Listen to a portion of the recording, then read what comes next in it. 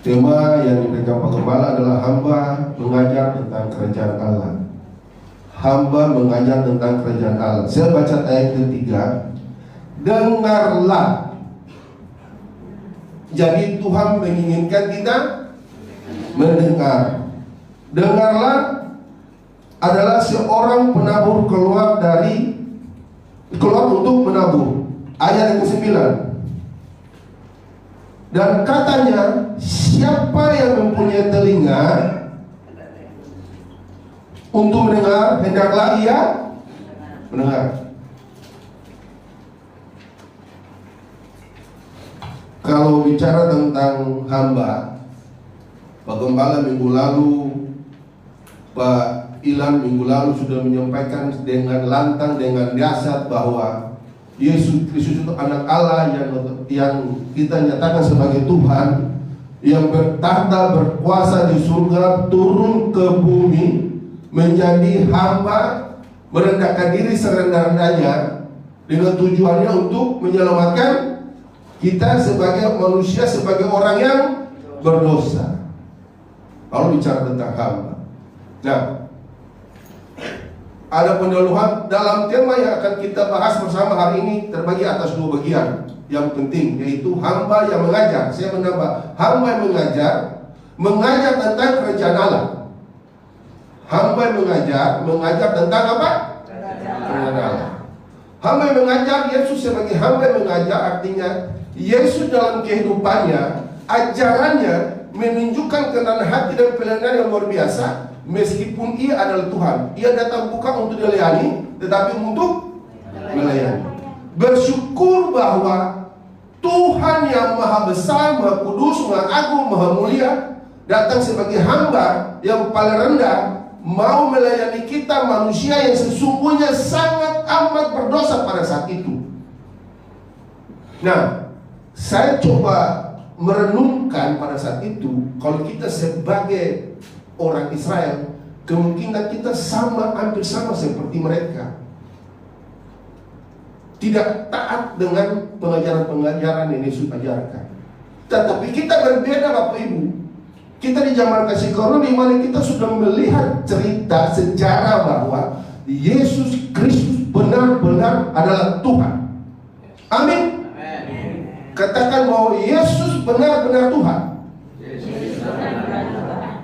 Jadi pada saat itu orang Yahudi mereka melihat, orang Israel mereka melihat bahwa ini anak Maria. Bukan begitu Bapak Ibu? Yang mau menyatakan dirinya sebagai Tuhan. Makanya keluarganya pun seakan-akan menolak dia. Yang kemarin disampaikan. Ya, jadi Yesus adalah hamba. Hamba yang mengajar. Mengajar tentang apa? Tentang kerajaan Allah. Berarti mengajarkan tentang pemerintahan Allah. Benar Bapak Ibu, karena dia dari sana. Dia bukan dari dunia ini. Jadi seorang yang mengajar, pasti dia membawa apa yang diajarkan, apa yang dia alami, apa yang dia berada pada saat itu. Jadi dia membawa kerajaan Allah kepada kita yang berada di dunia ini. Berarti mengajar tentang pemerintahan Allah, baik di dunia ini maupun di hati manusia. Nah, kata kuncinya hati. Kalau orang dunia bilang begini, jagalah hati, jangan kau nodai, jagalah hati, lentera hidup ini. Mereka bisa bilang itu. Mereka juga bisa bilang itu, Bapak Ibu. Nah, pertanyaannya, bagaimana dengan kita? Firman Tuhan bilang, jagalah hatimu dari segala kewaspadaan, karena dari sanalah terpancar kehidupan. Jadi kelihatan kalau misalnya hatinya lagi kurang baik, mukanya kelihatan banget seperti hatinya. Kalau hatinya lagi manis, kita minum kopi pahit pun rasanya manis, karena kita bersama-sama dengan orang yang hatinya lagi manis. Bilang manis. Ya. Tapi hatinya lagi kacau dalam satu ruangan, muka kita semua ikut sama-sama kacau. Apalagi minggu-minggu sebelumnya kan, kalau istilah orang punya keuangan itu, ibu-ibu itu tidak membutuhkan uang, tetapi sekolahnya butuh uang. Mau daftar sekolah pakai apaan? Pakai uang. Jadi yang butuh uang itu sekolah Bapak Ibu, bukan ibu-ibu. Tetapi ibu-ibu kan harus bayar uang itu kepada sekolah, sehingga anaknya bisa dari Papua mau ke Jakarta. Emang orang Papua yang datang ke Jakarta butuh uang? Enggak. Yang butuh uang adalah penerbangan itu nih, sehingga kita harus beli tiket pakai uang itu. Begitu adik, kakak, selama bergabung kakak. Ya, jadi hati, jagalah hati, jangan kau nodai. Dari sana hati terpancar kehidupan. Jadi kalau mau hidup makin baik, hidup makin jelas, hidup makin terang, jagalah hati. Hari ini kita akan bahas tentang hati. Jadi hati-hati, jangan sampai makan hati. Hati-hati jangan sampai sakit hati, kata Pak Humas. Karena kalau sudah makan hati, lalu kalau hatinya sudah habis, bagaimana mau hidup? Kalau sudah sakit hati, jelas. Kerjaan Allah adalah inti dari seluruh pengajaran Yesus dan mencerminkan kehadiran Allah yang menyelamatkan hidup manusia. Amin Bapak Ibu. Amin. Ya, kita lanjut. Tadi Yesus mengajar tentang kerajaan Allah karena kerajaan Allah menjadi pusat ajaran Yesus dan menjadi tujuan akhir dari seluruh karyanya. Kerajaan Allah merujuk kepada permintaan Allah. Yang pertama, yang kedua, kerajaan Allah adalah berita baik yang harus diberitakan kepada semua orang. Benar apa benar Bapak Ibu? Benar. Di bawah ini ada kotak paling kiri ini, kotak penginjilan. Terima kasih kepada hambanya yang sudah selalu memimpin tim di sini untuk penginjilan. Ini bagian bahwa Yesus datang untuk mengajarkan itu kepada semua orang, sehingga kita juga punya tugas yang sama untuk melakukan itu. Kerajaan Allah berita yang baik yang harus diberikan kepada semua orang. Yang ketiga, Yesus menggunakan perumpamaan untuk menjelaskan kerajaan Allah, seperti perumpamaan tentang seorang penabur yang akan kita pelajari bersama hari ini.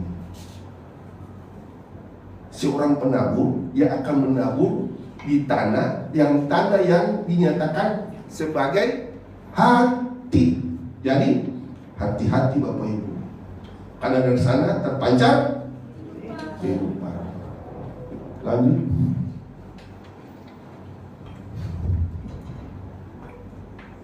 Markus 4 ayat 1-20 yang tadi kita baca menceritakan perumpamaan tentang seorang penabur yang menabur benih. Perumpamaan ini dimulai dengan kata dengarlah. Jadi kita harus, lalu yang di ayat 9 mendengar. Saya suka senang melihat pemuda-pemuda di sini. Mereka pegang mendengar sambil tulis, pegang pulpen. Kalau pergi ke gereja lain, apakah seperti begini? Dan saya senang, tapi saya agak sedikit khawatir juga. Hanya melakukan tugas kewajiban sebagai mahasiswa. Pastikan benar-benar mendengar. Bukan tujuannya untuk laporan setiap hari Senin. Ya, jadi saya sama dengan ibu-ibu dan mahasiswa pada saat saya dulu hobi itu catat. catat. Akhirnya saya bisa ada sampai saat ini karena ada proses yang sangat baik. Ya, jadi perumpamaan Yesus menekankan pentingnya kondisi hati. Nah, hati lagi nih. Menerima firman Tuhan dan dampaknya terhadap pertumbuhan iman. Orang percaya. Hati. Kan orang tidak percaya pun kepada Yesus Kristus, mereka bilang itu, dan lagu itu pun terkenal. Jagalah hati, jangan kau mudahkan. Jadi kita akan bahas mengenai perumpamaan Yesus menekankan pentingnya kondisi hati di dalam menerima firman Tuhan dan dampaknya terhadap pertumbuhan iman orang percaya. Ternyata benar. Tuhan Yesus bilang, "Hai iblis, manusia tidak hidup hanya dari roti saja, melainkan setiap firman yang keluar dari mulut Allah." Dahsyat dan luar biasa Yesus kita. Ada amin Bapak Ibu? Kita lanjut. Nah, ada 2 poin penting dalam pembahasan firman hari ini. Yang pertama, benih adalah firman Tuhan itu. Benih yang diteburkan dalam perumpamaan melambangkan firman yang diberitakan. Amin. Tanah melambangkan hati manusia. Berbagai jenis tanah, ada di pinggir jalan, ada yang berbatu-batu, bersemak duri, dan ada tanah yang baik. Melambangkan berbagai kondisi hati manusia yang menerima firman Tuhan. Jadi kalau ada masalah di rumah, Bapak Ibu sama pacarnya, udah tinggalin dulu itu pikiran itu. Yang ada masalah sama istrinya, tinggalin dulu, ya. Karena Tuhan tidak pernah lihat muka kita. Tuhan tidak melihat baju yang kita jahit mahal-mahal itu. Tapi yang Tuhan lihat adalah hati. Hati sebelah mana? Sebelah kiri atau sebelah kanan? Dalam dada. Jaga hati, karena dari sana terpancar muka lu, kata orang Betawi. Jaga hati, karena dari sana terpancar kehidupan, karena kehidupan itu menyatakan siapa firman yang sudah kita dengar, apakah kita implementasi atau tidak. Kita lanjut. Ada 4 jenis tanah. Saya cepat saja Bapak Ibu. Ada berapa? 4 jenis tanah. Yang pertama itu di ayat 1 sampai ayat 15. Mari kita baca, saya rangkum dari 1. Mari kita baca di ayat salah kali. Bukan ayat 1.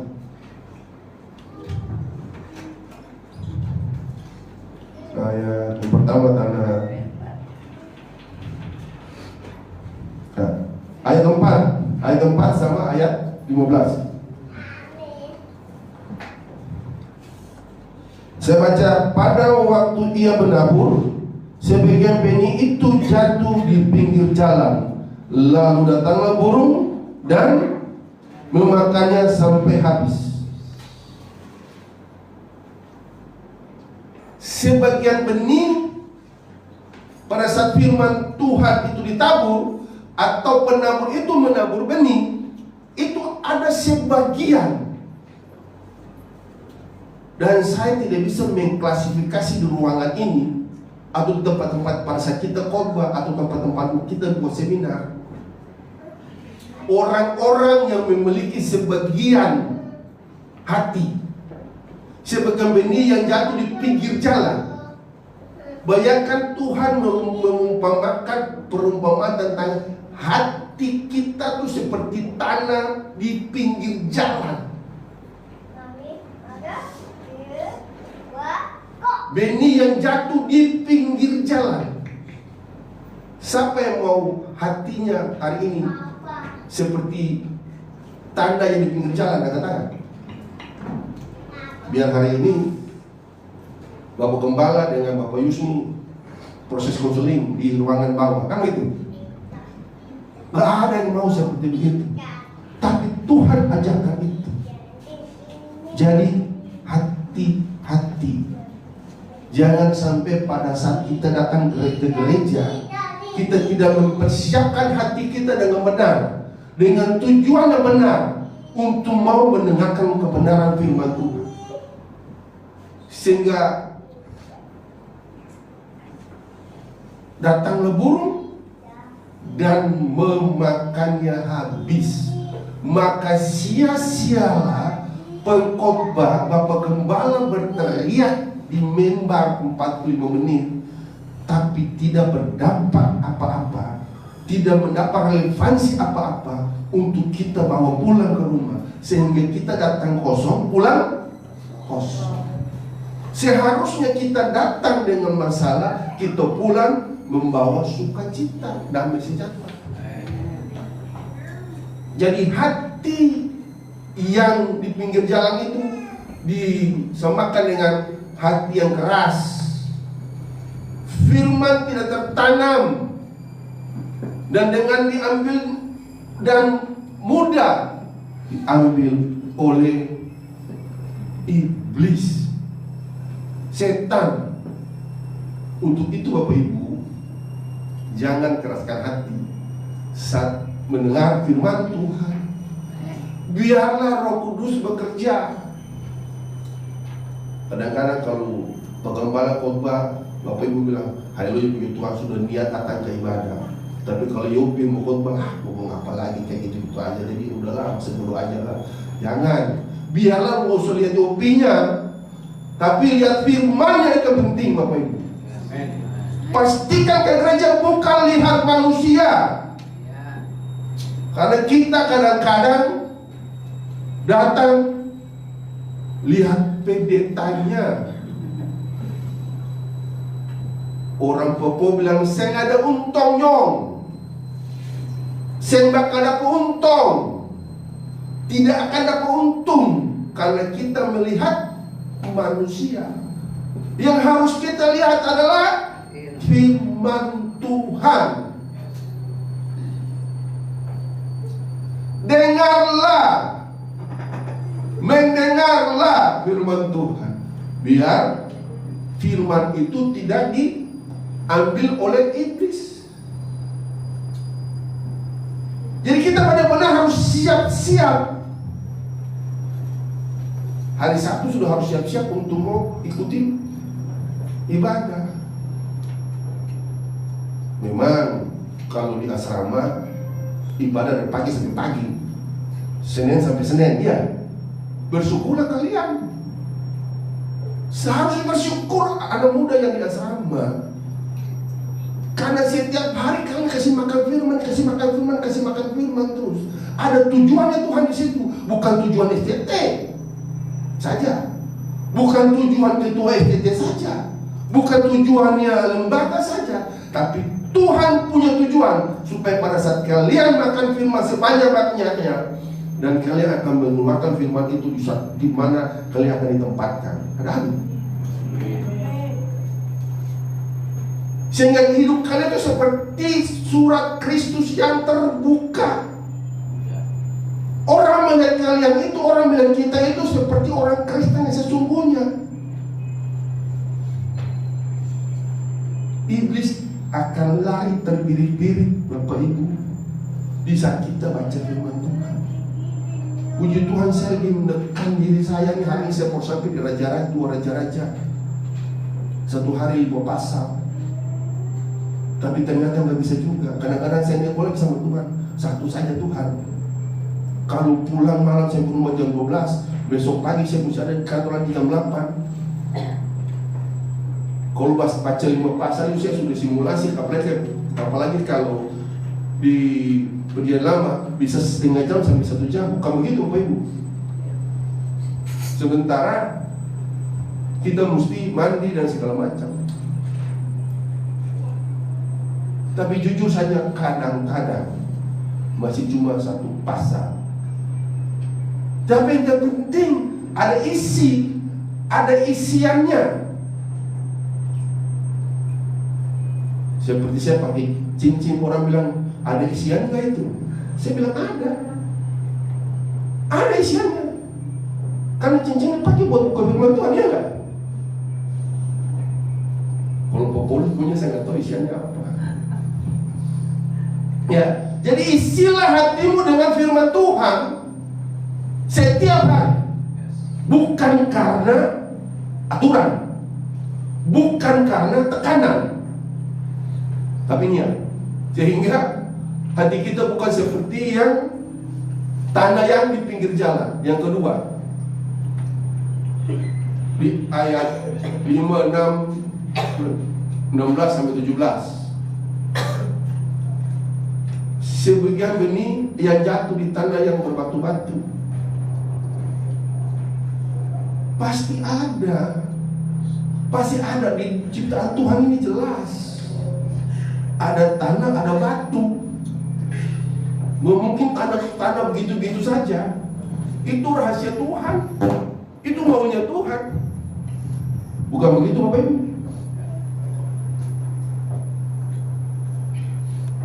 Ini apa Bapak Ibu yang ada cat ini? Tembok.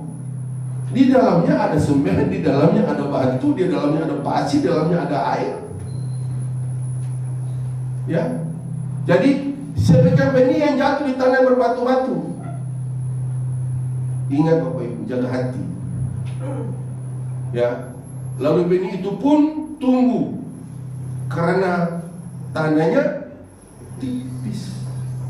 Sedikit tanah tipis. Salah satu tanah berbatu-batu di sini adalah tanah yang lagi dikelola oleh Bapak Kepala dan teman-teman mahasiswa. Ada pohon pisang ya. Bukan begitu Pak, sebelah sini kan? Batu semua. Yang hidup cuma pohon pisang doang. Rumput pun ogah untuk menghidup di situ. Jadi jangan sampai kita seperti begitu Bapak Ibu. Lalu benih itu pun tumbuh karena tanah tipis. Tetapi sudah matahari terbit, nih, lalu layulah ia dan menjadi kering karena tidak berakar. Baru sampai di sebelah situ tuh, iya kan? Kalau sekarang udah enak Pak, udah enak. Bapak habis cuci mobil Pak, mau tikungan situ yang kemarin-kemarin itu, bahannya kotor. Apa yang ada di pikiran pada saat itu? Ya bersyukur kalau bilang puji Tuhan, ini ban mobil kotor lagi nih. Mana ada yang begitu? Ya, yang ada nih. Kok belum diperbaiki nih? Mahasiswa kan jalan tuh, ya. Tiba-tiba motor lewat, kena air. Apa yang keluar dari mulut? Apa yang keluar dari hati? Mahasiswa jujur, pemuda jujur.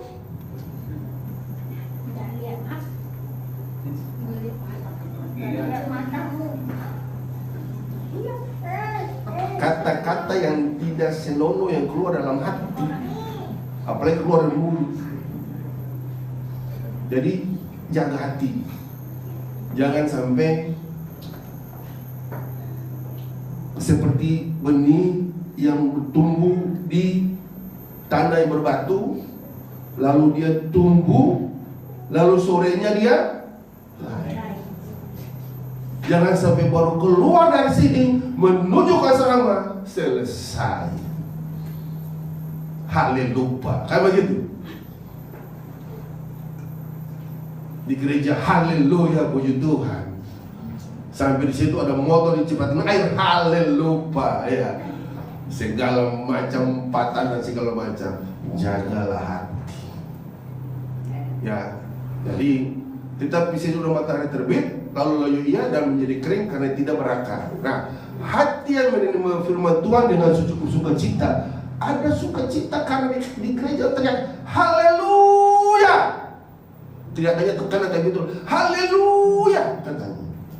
Coba bilang haleluya. Di luar bilang haleluya. Begitu. Jangan. Hati yang menerima firman dengan sukacita tetapi tidak berakar di dalam, sehingga mudah goyah dan menyerah ketika menghadapi kesulitan. Bapak Ibu yang berkeluarga, jangan gampang goyah, karena Tuhan adalah kekuatan kita. Firman Tuhan itu tidak akan pergi dan tidak akan kembali dengan sia-sia apabila kita serius dalam mendengar kebenaran firman. Kita lanjut. Sebagian benih jatuh di tanah yang bersemak bumi. Nah ini yang zaman sekarang ini banyak nih, kata orang bilang zaman now. Padahal firman ini tulis zaman old, 2000 tahun yang lalu kurang lebih. Lalu makin besarlah semak itu dan menghimpit sampai mati. Sebagian benih jatuh di tanah bersemak duri.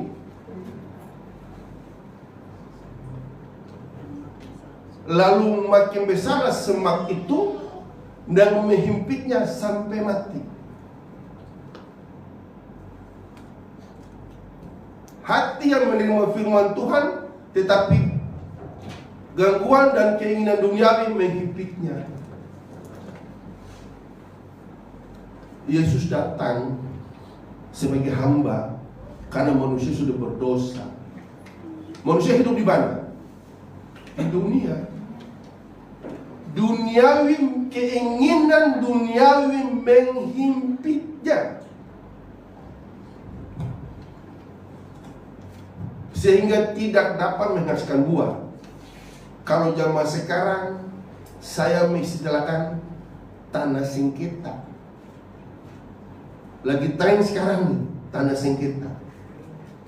Saya catat di sini, hobinya apa?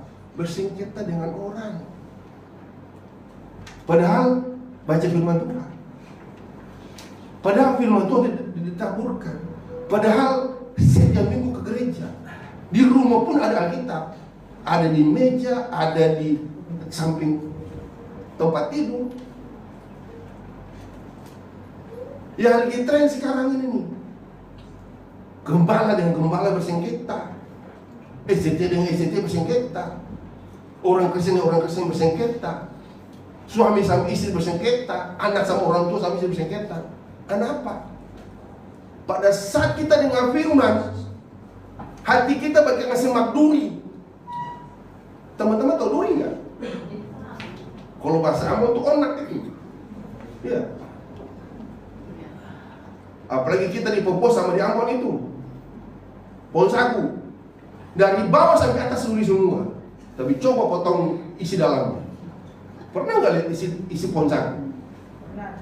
Isi pohon sagu tidak pernah warna hitam. Orang Papua dan Wamba kasih sombong begitu. Walaupun dia berduri, muka jahat, muka seram kayak kita gini, Ambon. Tapi pada saat kita bongkar dia punya dalamnya itu, belum pernah pohon sagu di dunia Tuhan ciptakan tuh warna abu-abu. Isi sagunya. Pernah lihat sagu? Pernah lihat batang sagu? Putih banget. Pernah makan pepeda? Yang saya juga bingung, ibu gembala sama pak gembala hobi makan pepeda. Ternyata orang Nias juga hobi makan pepeda. Apalagi berbuah. Ya. Luar biasa kalau sampai orang Jawa sama orang Batak makan pepeda. Karena hatinya seperti sagu. Jelas. Ya, jadi ini hobinya bersengketa dengan orang, suka bikin musuh. Mereka ini sukanya senang lihat orang susah. Nah, kok orang lagi susah,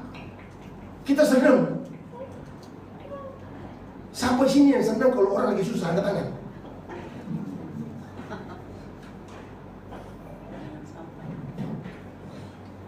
Susah kalau lihat orang senang. Senang kalau melihat orang lagi susah. Susah kalau melihat orang senang. Ayo wae. Iya Bu ya. Padahal kita ini semua manusia berdosa. Tuhan datang bilang, hei, jaga hatimu dari segala kewaspadaan, dari sana terpancar kehidupan.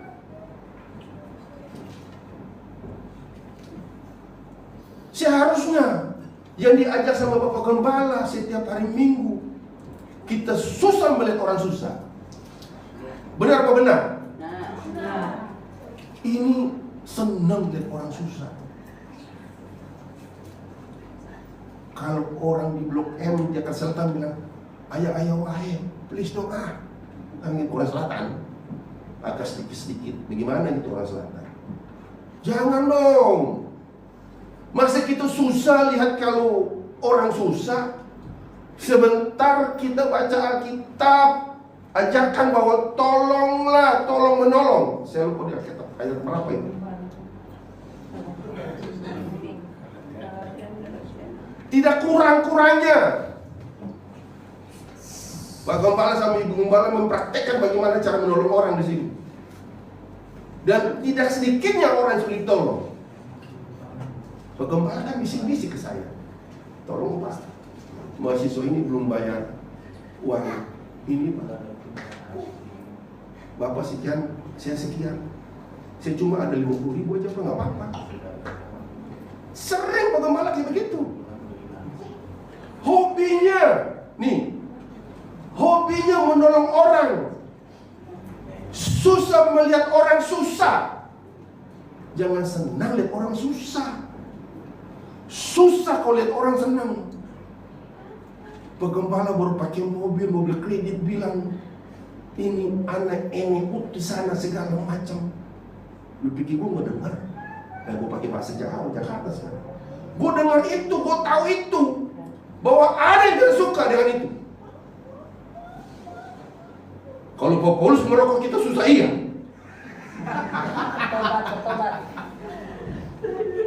Sudah ini pendoa ya enggak? Kita tidak di mimbar ini, bertobatlah kau karena surga sudah dekat. Haleluya. Amin. Harus seperti begitu. Karena kita mau Pak Paulus juga selamat seperti kita yang lain selamat. Ya. Tapi kalau Pak Paulus pakai pesawat, di rumahnya ada pesawat, ngapain lu susah? Oh dia diberkati. Iya apa iya? Saya belajar dari Pak Gembala, di mana Pak Gembala bilang jam 4, Pak Gembala sudah bangun berdoa untuk saya, istri saya, anak saya. Kalau saya saja didoakan, masa yang lain enggak? Pak Gembala ngomong ke saya itu. Bahkan juga pernah ngomong di sini. Apakah itu pencitraan? Enggak, saya bilang itu benar. Nah, kita harus menjadi teladan ini. Kita tahu bahwa Yesus itu kepala gereja. Tapi di sini kita punya gembala bos. Kita punya gembala bro. Ya. Kita harus senang kalau lihat gembala senang. Ada amin? Karena berkat dari kepala Harun turun ke kumis kalau ada kumisnya.